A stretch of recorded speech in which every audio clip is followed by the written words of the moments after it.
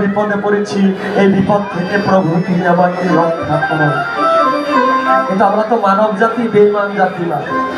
বিপদে পড়লে প্রভুকে প্রাণপণে ডাকি, যখন বিপদ চলে যায় একবারও শুনি। কেননা সুখে থাকলে গোবিন্দের নাম কোনোদিন আসবে না। এজন্যই তো গোবিন্দ পরীক্ষা করার পরে দুঃখে রাখে ভক্তকে। গোবিন্দ যাকে ডাকে তার কিন্তু সুখ নাই না। তাই আমার আজ বিপদে পড়ে ঠাকুর লক্ষণা আছে প্রভু রামচন্দ্র দয়াল রঘুনাথ গোসাইকে ডাকতে শুরু করেছেন। কোথায়